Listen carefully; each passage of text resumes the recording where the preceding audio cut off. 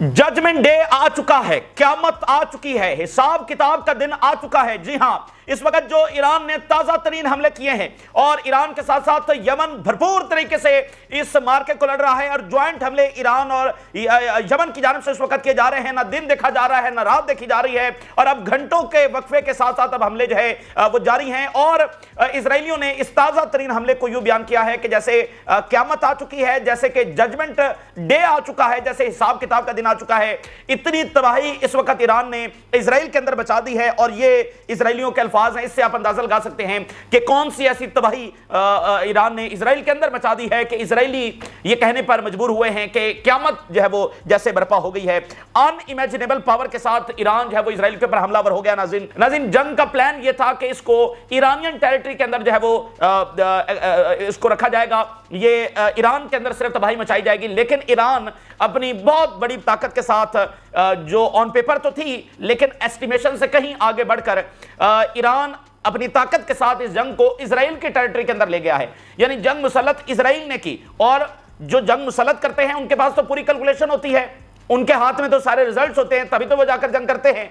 तो यहां पर जंग इजरायली टेरिटरी के अंदर फैल गई है और ईरान का जो जोग्राफिया बहुत बड़ा है और वो तो एक ऐसी कौम है जिन्होंने जब इनकलाब आया तो उनके ऊपर साथ ही हमला हो गया, तो वो तो इन चीजों को फेस करते आए हैं। लेकिन इजरायली पहली बार इस चीज को फेस कर रहे हैं। फिलिस्तीनी दहाइयों से जो फेस कर रहे हैं पहली बार इजरायली नाज़रीन इस वक्त फेस कर रहे हैं। नाज़रीन, ना ही अरब जंग के अंदर भरपूर अरब जंगें हुई हैं, फुल स्केल वॉर्स हुई हैं, तमाम अरबों ने मिलकर इजराइल के ऊपर हमला किया है। लेकिन बताया जा रहा है कि ना ही किसी अरब जंग में और ना ही हिजबुल्लाह ने जो हिस्टोरिक जंग लड़ी है इजराइल के साथ, हिस्टोरिक वॉर लड़ी है इजराइल के साथ। लेकिन बहरहाल हिजबुल्लाह तो एक ऑर्गेनाइजेशन थी, वो कोई स्टेट तो नहीं थी, तो हिजबुल्लाह ने बड़ी तबाही इजराइल में मचाई। लेकिन जो तबाही इस वक्त ईरान मचा रहा है, ना ही वो अरब वॉर के अंदर ना ही किसी और वॉर के अंदर इजरायलियों ने फेस की है, विटनेस की है इस कदर तबाही। और इनको अल्फाज में इस वक्त बयान करना मुश्किल है जो डिस्ट्रक्शन इस वक्त रिपोर्ट की जा रही है और वीडियोस आ रही हैं और जिस स्पीड के साथ ईरानी हाइपरसोनिक मिसाइल उनकी एयर डिफेंस की लेयर्स को चीरते हुए जाकर हिट कर रहे हैं और ऐसा लग रहा है कि जलजले आ रहे हैं। और जलजला एक जगह नहीं आ रहा है, जलजला तल अवीव में भी आ रहा है, जलजला हाइफा के अंदर भी आ रहा है, जलजला सेंट्रल इजराइल के अंदर भी आ रहा है, नॉर्थ से लेकर जो है वो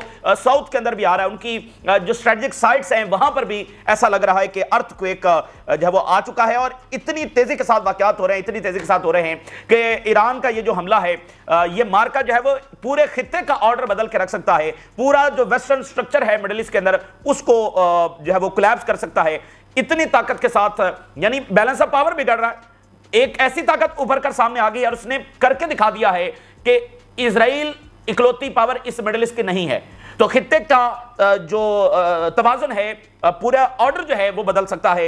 हक को बातल का मार्का जो है इस वक्त अपनी पीक पर पहुंच रहा है। इस वक्त हम ऑल आउट वॉर के अंदर दाखिल हो चुके हैं। ये बिल्कुल इसको हम ऑल आउट वॉर कहेंगे, लेकिन ये ऑल आउट वॉर से भी मजीद आगे एस्केलेशन की तरफ जो है वो जा रहा है। मैसिव डिस्ट्रक्शन के साथ साथ मैसिव जो कैजुअलिटीज है वो रिपोर्ट हो रही है। तल अवीव से भी हो रही है, हाइफा से भी हो रही हैं और बाकी बहुत सारे एरिया से भी हो रही हैं। और ईरान जो है नाज़रीन वो तेजी के साथ सक्सेस अचीव कर रहा है, यानी वो रिकवर कर रहा है। उसको जो सबसे बड़ा डैमेज हुआ है ईरान को, वो अंदरूनी डैमेज हुआ है, जो उसकी लीडरशिप शहीद हुई है, ये सबसे बड़ा डैमेज जो ईरान को हुआ है। और इस तनाजुर के अंदर आपके साथ मेगा डेवलपमेंट शेयर कर रहे हैं और बहुत बड़ी कामयाबी इस वक्त ईरान को हासिल हुई है और इसको एक बड़ा टर्निंग पॉइंट कहा जा रहा है। और यानी कि ईरान की अब जो ताकत है, ईरान के जो अब ऑफेंसिव अटैक्स है इजराइल के ऊपर, उसमें एक काबिल कदर मजीद तब्दीली आ सकती है। एक ऐसी कामयाबी ईरान को अंदरूनी तौर पर हासिल हुई है। नाज़रीन, ईरान से खबर ये सामने आ रही है, कंफर्मेशन आ रही है कि ईरान ने मुसाद का एक बड़ा जो है वो पकड़ लिया है, जो अंदरूनी तौर पर ऑपरेट कर रहा था। दरअसल हुआ क्या है, पहले जो 24 से 48 घंटे थे, खासकर जो पहले 10-12 घंटे थे, उसके अंदर क्या हुआ, यानी ऐसा लगा कि बस ईरान तो लपेट लिया गया है। ईरान तो बस अब अगले 24-48 घंटों की बात है कि ये रजीम भी गई और सब गया। यानी इजराइल ने इस तरह से शो करने की जो वो कोशिश की है। तो सबसे बड़ा लॉस क्या हुआ, उनकी जो टॉप लीडरशिप, भाई IRGC के कमांडर शहीद हो गए, फिर आर्मी चीफ शहीद हो गए। इससे कोई बड़ी बात हो सकती है। एरोस्पेस के कमांडर, इंटेलिजेंस कमांडर, उनके साइंसदान जो है वो शहीद हो गए, उनकी टॉप मिलिट्री लीडरशिप जो है वो शहीद हो गई। तो साथ इजराइल जो मुसलसल बॉम्बिंग कर रहा था और साथ इजराइल ने ये अनाउंस कर दिया कि उसने जो एयर डोमिनेंस है वो ईरान के ऊपर हासिल कर लिया, ये इजराइल ने दावा किया। तो ऐसा लग रहा था जो स्मोक स्क्रीन क्रिएट की गई, ये इनकी जानिब से प्रोपेगेंडा किया जाता है ना, जैसे गजा में भी शुरू में किया गया कि बस गजा तो हमने लिपेट लिया और हमास अब 5-10 दिनों की बात है। तो यानी यह पोर्ट्रे किया गया कि इजरायली एयरफोर्स अटैक्स कर रही है और उस एयरफोर्स को नहीं रोका जा पा रहा और वो बंकर्स में जाकर और मिनिस्ट्री ऑफ डिफेंस में जाकर और हर जगह पर इनको बमबारी कर रही है। बाद में ये पता चला है कि वो जो असैसिनेशन हुई हैं, इस वक्त ईरान का सबसे बड़ा नुकसान क्या हुआ है, ये इंफ्रास्ट्रक्चर, ये वहां बम्बिंग कर, ये नुकसान नहीं है ईरान का। ईरान ये उसके लिए मैटर नहीं। देखिए सबसे इंपॉर्टेंट बात क्या है, ईरान जो अभी ईरान से बात सामने आ रही है, ईरान का जो अंडरग्राउंड सिस्टम है, जहां पर उसकी ऑफेंसिव कैपेबिलिटीज, जहां पर उसके मिसाइल आर्सेनल है, वहां तक इजरायली एयरफोर्स का एक मिसाइल भी नहीं पहुंच सका है। तो ये जो अचानक इजराइल ने कहा तबाही मचा दी, तबाही मचा दी, ये क्या था? ये असल में जो मिलिट्री लीडरशिप शहीद हुई है, ये वो चीज थी, और ऊपर से आकर बमबारी कर रहे थे। तो वो असल में अंदर ये बैठकर बुज़दिलाना कार्रवाइयां कर रहे थे, जिसको अब ईरान ने पकड़ा है। 3 स्टोरी पूरी बिल्डिंग पकड़ी गई है, जिसमें एक्सप्लोसिव ही एक्सप्लोसिव भरा हुआ था और बहुत बड़े ड्रोन्स, फिर अंडरग्राउंड फैसिलिटीज उन्होंने पकड़ी हैं। ईरान के जराये ये बता रहे हैं कि 90% जो कैपेबिलिटीज है मुसाद की, उन्होंने डिस्ट्रॉय कर दिया ईरानियन टेरिटरी के अंदर। यानी अभी तक जो इसराइल ने अचीव किया है, जो बुज़दिलाना कार्रवाइयां करके जो मिलिट्री लीडरशिप को निशाना बनाया, जिसको वो अपनी अचीवमेंट कहता है, ऐसी बुज़दिलाना कार्रवाइयों को, साइंटिस्ट को असैसिनेशन करके, वो एयरफोर्स की अचीवमेंट नहीं है। जो बुनियादी बात मैं आपको बताना चाह रहा हूं, वो एयरफोर्स की अचीवमेंट नहीं है, वो अंदरूनी ये जो इनके लोग मौजूद थे उन्होंने किया है। तो अब ईरान कह रहा है कि उनका हमने सफाया कर दिया 90% तक, हमने बहुत बड़ा नेटवर्क पकड़ लिया है। तो अब क्या होगा कि ईरान उससे रिकवर कर रहा है तेजी से, और ईरान जो ऑफेंसिव कैपेबिलिटीज आज चौथे दिन उसने शो की हैं, अगले आने वाले 2 दिनों के अंदर वो इससे भी बड़ी ताकत के साथ हमलावर होने जा रहा है। क्योंकि उसको असल मसला इजरायली एयरफोर्स से नहीं आ रहा था, उसको असल मसला इजरायली मिसाइलों से नहीं आ रहा था, उसको जो असल मसला आ रहा था वो ये अंदर से आ रहा था, ये जो अंदर घुसपैठ हुई थी।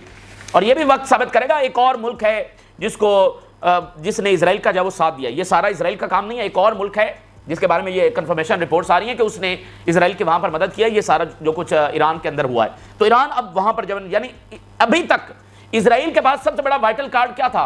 सबसे बड़ा वाइटल कार्ड ये इनकी बुज़दिलाना कार्रवाइयां थी, जिसको ईरान ने निमट ली। ये अब तक की सबसे बड़ी कामयाबी है। तो अब उनकी जो ताकत है वो और ज्यादा जब बढ़ने जा रही है। अच्छा, यमन पूरी ताकत के साथ ज्वाइंट अटैक कर रहा है, और सुबह भी कर रहा है, रात भी कर रहा है। अब वो ये किस्सा नहीं है कि सिर्फ रात को बमबारी होगी, अब बस मिसाइल जो है वो इजराइल के अंदर टकरा रहे हैं। और तल अवीव के अंदर बताया जा रहा है कि बहुत बड़े एक्सप्लोजन हुए हैं, और हाइफा और गुशदन का जो एरिया है, जो सबसे ज्यादा इनका पॉपुलेटेड एरिया, वहां पर बताया जा रहा है अटैक्स हुए, मैसिव कैजुअलिटीज की रिपोर्ट्स आ। देखें सबसे डिसाइसिव चीज क्या है, फलस्तीनी जो हैं उनके कितने लोग शहीद हो चुके हैं? 1 लाख से ज्यादा। और एक बरतानवी जो मैगजीन है उसने दावा किया है कि 1,86,000 फलस्तीनी शहीद हो गए। ठीक है, ये उसका दावा है। ऑफिशियल नंबर 54,000 है। अच्छा, अब बात यह है कि अगर इजरायलियों की इतनी कैजुअलिटीज हो गई, अगर 50,000 इजरायलियों की कैजुअलिटीज हो गई, तो मुझे सिर्फ यह बताइए इजराइल सर्वाइव कर लेगा? खुदा ना खास्ता अगर ईरान के अंदर कोई बड़ी तबाही आती है, अगर उनको ऐसी बड़ी कुर्बानियां देना पड़ती हैं, तो ईरान इतनी बड़ी कुर्बानियों के बाद क्या पीछे हटेगा? उनका तो जज्बा किसी और सतह के ऊपर होगा। इराक जंग में उन्होंने बहुत सारी कुर्बानियां दी हैं, और इराक जंग के बाद ईरान जो नौमौलूद था वो और ज्यादा, यानी इस्लामिक जो इनकलाब था वो और ज्यादा ताकतवर होकर सामने आया। तो अगर वहां ईरान के अंदर ऐसी कैजुअलिटीज होती हैं खुदा न खास्ता, तो आपको क्या लगता है ईरान इतनी कैजुअलिटीज के बाद सरेंडर कर देगा? वो तो किसी और जज्बे के साथ फिर जाकर लड़ेंगे। और मुझे सिर्फ ये बताइए, अगर यहां पर इजराइल के अंदर इतनी कैजुअलिटीज हो गई, ये इजराइल सर्वाइव भी कर सकेगा इतनी कैजुअलिटीज के बाद? ये चल भी सकेगी ये कॉलोनी? बिल्कुल नहीं चल सकती। इन्होंने कभी ये विटनेस की नहीं है। इनका तो एक अगर कैजुअलिटी हो जाए ना, तो पूरा इजराइल जो है वो लरस जाता है। तो अब डिस्ट्रक्शन इन तल अवीव, उस एरिया में जहां तक आज तक इन द हिस्ट्री कोई एक ड्रोन, कोई एक मिसाइल उस इलाके में पेनिट्रेट नहीं कर सका है। ईरानी मिसाइल वहां पर जाकर गिर रहे हैं, और मैसिव कैजुअलिटी जब रिपोर्ट हो रही है, तो ये डिसाइडिंग चीज है। अब ये तो प्लान था ही नहीं, प्लान तो ये था कि जंग ईरानियन टेरिटरी के अंदर लड़ी जाएगी, ईरान को जब वो लपेट लिया जाएगा, लेकिन वो तो बात बनी नहीं। और प्लान ये था कि 72 घंटों के अंदर जो है वो ये रेजीम गिरा दी जाएगी, या उससे ज्यादा जितना भी इन्होंने टाइम था। ये नहीं था कि इजराइल में ये धमाके हो रहे होंगे, इजराइल में ये कैजुअलिटीज हो रही होंगी। ये तो कॉलोनी अपने इख्तिताम की तरफ जा रही है। इसलिए उनकी जो एरोगेंस है वो हमें आज चौथे दिन मुकम्मल तौर पर गलती में तब्दील होती हुई जब वो नजर आ रही है। इजरायली जो है उनकी आर्मी क्या क्या बात कर रही है, अब आप जरा अंदाजा करें इन्होंने जंग मुसल्लत की है। इजरायली जो है मिलियंस की तादाद के अंदर वो शेल्टर्स के अंदर हैं, और इजरायली आर्मी ने उनकी अनाउंसमेंट किया है कि बेहतर यही है कि शेल्टर्स के अंदर ही सो जाओ। अच्छा जी, ईरान का डिफेंस तो बहुत कमजोर है, फलाना है। ये दुनिया का ताकतवर तरीन एयर डिफेंस, ताकतवर तरीन air force, world number 1 air force America भी साथ खड़ा है, बर्तानिया की एयरफोर्स भी हेल्प कर रही है। और इजरायली आर्मी सेटलर्स को क्या इंस्ट्रक्ट कर रही है कि बेहतर यही है कि शेल्टर्स के अंदर सो जाओ। तो इसलिए मैं आपको कह रहा हूं कि सबसे डिसाइडिंग चीज ये होने वाली है, ये इस डिस्ट्रक्शन को कैसे बर्दाश्त करेंगे। और अगली बात भी सुनिए, इनके साथ फिर और बहुत सारे काम, साइबर अटैक्स हुए, इनका एयर डिफेंस हैक हो गया है। कल हमने ये खबर दी थी कि 700% जो साइबर अटैक्स है वो बढ़ गए। तो इनका जो एयर डिफेंस है वो हैक हुआ है। और एक और इनके साथ क्या गेम हुआ, सेटलर जो हैं वो शेल्टर के अंदर थे, वो बस अभी बाहर निकल ही रहे थे, ठीक है ना। दरमियान में चूंकि वक्फा आता है ना 30 मिनट, 1 घंटा या 2 घंटे, समटाइम 3 आवर्स का भी वक्फा आ जाता है, लेकिन अब वो वक्फा कम होता चला जा रहा है। तो वो शेल्टर से अभी निकल रहे थे, फिर सायरन बज गए और फिर वो तेजी के साथ मिलियंस की तादाद में शेल्टर्स की तरफ जब वो दौड़े। अच्छा, बाद में पता चला कि ये तो एयर डिफेंस हैक हो गया था और फेक सायरन बजे। अभी ईरान ने कोई हमला नहीं किया, यानी वेव चल रही है ना, ईरान हमला करता है, एक वेव के अंदर 50, 70, 100 मिसाइल दाग दिया, फिर घंटा वक्फा आ गया, फिर अगली वेव दाग दी, या 20 मिनट का वक्फा आ गया या 40 मिनट का वक्फा आ गया। तो वो वक्फे में ये शेल्टर से बाहर निकलते हैं। अभी वो बाहर निकल रहे थे, फिर सायरन बज गए, बाद में पता चला वो हैक हुआ है और वो फेक सायरन बजे हैं और किसी एक मिसाइल के बगैर फिर वो मिलियंस जो है वो शेल्टर के, और अब वो उनको कहा जा रहा है कि अच्छा यही है कि शेल्टर के अंदर सो जाओ। रफाएल इंडस्ट्री हिट हुई है, जिसने आयरन डोम बनाया, इनकी सबसे बड़ी नंबर 1 असलहा की इंडस्ट्री है रफाएल। उस इंडस्ट्री को हिट किया गया, very first time in the history. धमाके हुए हैं और वहां से जो एक्सप्लोजन की जो वीडियोस हैं वो सामने आ रही हैं। और ईरान ने क्या कहा है, लीव इमीडिएटली, फौरी तौर पर ऑक्युपाइड पैलेस्टाइन को छोड़ दे, बस बहुत हो गया, ठीक है ना। ईरान ने कहा था कि हाँ फिर खित्ते का जो है ना ऑर्डर बदल के रख देंगे, इसका नतीजा निकलेगा कि अमेरिका को यहां से लीव करना पड़ेगा। तो वो इसराइलियों को कह रहे हैं कि लीव इमीडिएटली। और अमेरिका क्या कह रहा है, अमेरिका कह रहा है कि we are currently not available to evacuate American. उन्होंने तल अवीव के अंदर जो अपनी एम्बेसी है उसको बंद कर दिया। और बैत-ए-याम जो कि तल अवीव का एरिया है, वहां पर क्या हुआ है, बैत-ए-याम से मजीद बॉडीज जो है वो अंडर द रबल निकाली गई हैं, जो गजा वाले फेस कर रहे हैं पिछले 20 महीनों से और पिछले 100 साल से पहली बार इसराइलियों को फेस करना पड़ा है। बॉडीज अंडर द रबल निकालना पड़ी हैं। देखिए किसी के पास चूंकि एयरफोर्स नहीं है तो वो ऐसे बमबारी इसराइल में जाकर कर नहीं सकते हैं। इनको लाइसेंस मिला हुआ है कि ये लेबनान में भी कर सकते हैं, वहां पर भी लोग मलबे से अपनी प्यारों की बॉडीज निकालेंगे, शाम वाले भी ऐसे मलबे से निकालेंगे, यमनीज भी मलबे से बॉडीज निकालेंगे, गजा वाले भी निकालेंगे, ईरानियंस भी निकालेंगे, इनको तो लाइसेंस मिला हुआ है। लेकिन ये पहली बार हो रहा है कि जो इसराइली हैं वो मलबे से अपनी बॉडीज निकाल रहे हैं, ठीक है ना। तो ये डिसाइसिव चीज़ है। मुझे बता दीजिए कैसे सर्वाइव करेंगे। और बैत-ए-याम के अंदर जहां पर 1 या 2 मिसाइल सिर्फ टकराए हैं, बैत-ए-याम तल अवीव का जो एरिया है, वहां से एक और रिपोर्ट सामने आ रही है, 22 बिल्डिंग कोलैप्स होने वाली हैं। वो इतनी डैमेज हो गई हैं कि वो किसी भी वक्त कोलैप्स हो सकती हैं। उनको ये खुद ही डिमोलिश कर रहे हैं कि वो अचानक कहीं कोलैप्स हो जाएं, किसी के ऊपर ना गिर जाएं। तो 22 बिल्डिंग्स इन तल अवीव इन बैत-ए-याम एरिया, ये खुद जो है वो उनको डिमोलिश कर रहे हैं। इस सतह का नुकसान ये शायद एक ही मिसाइल बताया जा रहा है, 1 या मैक्सिमम 2 मिसाइल जो है वो इस एरिया में गिरे। 22 बिल्डिंग जो हैं वो डिमोलिश ये खुद जब करने जा रहे हैं क्योंकि उनको डैमेज पहुंचा है वो, और फिर वहां से जब वो ये बॉडीज अंडर द रबल निकाल रहे हैं। और इसी एरिया में 400 इनकी जो है वो वुंडेड हुए हैं। और इनिशियल रिपोर्ट के मुताबिक 12 इन्होंने हलाक बताए थे, लेकिन रिपोर्ट्स के मुताबिक इससे भी ज्यादा है, छोड़े इससे ज्यादा को, 12 हलाक, 400 जख्मी सिर्फ इस एक एरिया के अंदर। अच्छा, और अगली बात क्या है, अगली बात यह कि ईरान ने अभी तमाम अपनी कैपेबिलिटी शो नहीं की है। अभी जो ताज़ा तरीन कुछ देर पहले हमला हुआ है उसमें बताया जा रहा है कि ईरान ने कुछ नए मिसाइल इस्तेमाल किए, लेकिन अभी भी जो मिसाइल उनके पास हैं वो सारे इस्तेमाल नहीं हुए, लेकिन अभी हमले में एक नया इस्तेमाल किया। तो हो क्या रहा है, जंग किस स्ट्रेटजी के तहत चल रही है, ईरान रिकवर कर रहा है वो जो लीडरशिप का लॉस हुआ है, नए रैंक्स में नए लोगों को अपॉइंट किया जा रहा है, वो नए प्लान्स बना रहे हैं, फिर वो अटैक कर रहे हैं। तो हमने देखा है जो पहला हमला था, आज चौथे दिन का हमला और इफेक्टिव साबित हुआ है, और ज्यादा उनके एयर डिफेंस को वो पेनिट्रेट कर पाए। तो उनका एयर डिफेंस हर गुजरते दिन के साथ कमजोर हो रहा है, और ईरानियन जो ऑफेंसिव कैपेबिलिटीज हैं, जो मिसाइल हैं, वो और ज्यादा इफेक्टिव साबित हो रहे हैं, क्योंकि ईरान जब रिकवर भी कर रहा है और अपने मिसाइलों को बढ़ाता चला जा रहा है। जो ज्यादा ताकतवर मिसाइल हैं वो अब जो है इस्तेमाल करता चला जा रहा है, और अभी ईरान ने सारा इस्तेमाल नहीं किया है, ठीक है ना, और वो आने वाले फेज के अंदर इस्तेमाल करेंगे। तो बात यह है कि ईरान यूं ना लिपेटा जाएगा जैसे ये लिपेटने आए थे, इनसे तो गजा 20 महीने हो गए इनके साथ लड़ रहा है। तो एरोगेंस के अंदर, सिर्फ बदमाशी के अंदर ये जंग छेड़ी गई है। तो अब इनकी तबीयत भी साफ हो रही है और इनको ऐसा सबक सिखाया जा रहा है कि ये फिर याद रखेंगे, और ये सबक ये दहाइयां नहीं, सेंचुरीज तक भूलेंगे नहीं कि इनके साथ क्या हुआ है।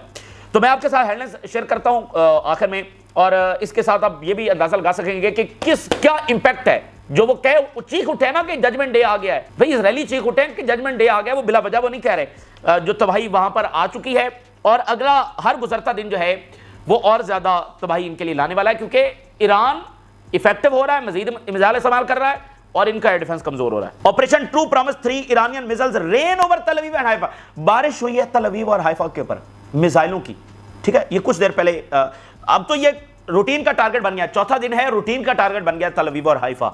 ईरानी missile for the very first time in history तल अवीव और हाइफा में टकरा रहे हैं, ये कैलकुलेशन में नहीं था। सीन्स ऑफ क्योस, हर तरफ क्योस है, सायरन्स बज रहे हैं, धमाके हो रहे हैं हरजेलिया में, हशरोन में, और रेजिडेंट्स सेटलर्स ने इस सिचुएशन को डिस्क्राइब किया है रिजेंबलिंग जजमेंट डे, जैसे कि क़यामत जो है वो बर्पा हो चुकी है। मल्टीपल लोकेशंस के ऊपर जाकर मिसाइल टकरा रहे हैं, इंक्लूडिंग तल अवीव, हाइफा, बनई बराक एंड पतिया तकवा। और इसके अलावा अर्जेंट इंस्ट्रक्शंस सेटलर्स को, urge them to remain close to the protected areas. और नॉर्थ और सदर्न रीजन के अंदर वहां पर दोनों जगहों के ऊपर अटैक हो रहे हैं, नॉर्थ और साउथ दोनों जगहों के ऊपर। Confirmed the new salvo of missile launch from Iran, large explosions reported. कोना कोना इसराइल का जो इस वक्त गूंज रहा है, ऑल आउट वॉर में हम जा चुके हैं। सेवरल मिसाइल जो हैं, लार्ज एक्सप्लोजन सुने गए हैं तल अवीव में, और suffered direct impacts. Direct impact से मुराद ये है यानी वो डायरेक्टली जाकर हिट किया है और जाकर किसी चीज को नुकसान पहुंचाया है, इसको इंपैक्ट बोलते हैं। और ग्रेटर तल अवीव का जो एरिया है उसमें बताया जा रहा है कि कम से कम 4 ईरानी मिसाइल जो वो घुस गए। ग्रेटर तल अवीव के एरिया के अंदर 4 ईरानी मिसाइल जाकर टकराए हैं।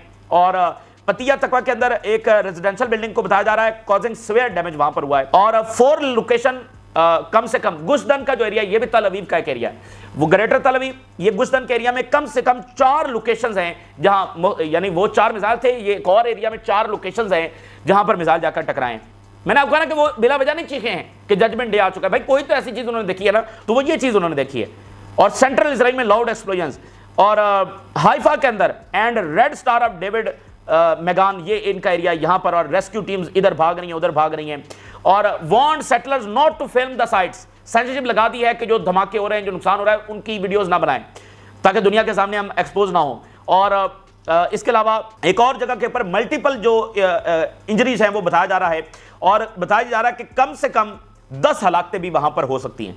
एक और लोकेशन 10 हलाकतें। फिर आप इजरायली मीडिया की जुबानी देखिए हुआ क्या है, वो कह रहे हैं कि अभी तक कोई मिसाइल लॉन्च नहीं हुआ, यानी जो गैप है अभी मिसाइल लॉन्च नहीं हुआ। Making it clear that what happened was a cyber attack. वो साइबर अटैक हुआ, एयर डिफेंस हैक हो गया, वो सायरन बजे, वो शेल्टर में भागे, 10 मिनट गुजर गए, कोई अटैक ही नहीं हुआ, क्योंकि अब तो मिनट्स लगते हैं ना, वहां से उन्होंने फायर किया, मिनट्स लगे और वो पहुंच गए। क्योंकि इराक से जब मिसाइल गुजरते हैं तो वो आगे फौरन बता दिया जाता है कि मिसाइल आ रहे हैं, तो वो सायरन बजे, अच्छा तो सायरन बजे, वो शेल्टर में भागे, 10 मिनट 20 मिनट गुजर गए, हमला ही नहीं हुआ, तो बाद में पता चला नहीं ये तो साइबर अटैक था और साइकोलॉजिकल वॉरफेयर उन्होंने की है। All Israeli should stay near fortified areas. सिर्फ तल अवीव वाले नहीं, सिर्फ हाइफा वाले नहीं, सिर्फ सेंट्रल इजराइल वाले नहीं, सिर्फ नॉर्थ वाले नहीं, सिर्फ साउथ वाले नहीं, ऑल इजराइलीज जो है वो शेल्टर्स के करीब रहे, शेल्टर से बाहर ना निकले। Anyone who can sleep in shelters we advise to do so. अगर आप शेल्टर में सो जाएं तो ज्यादा बेहतर नहीं है, अच्छा तो यही रहेगा कि आप जो है शेल्टर्स के अंदर सो जाएं।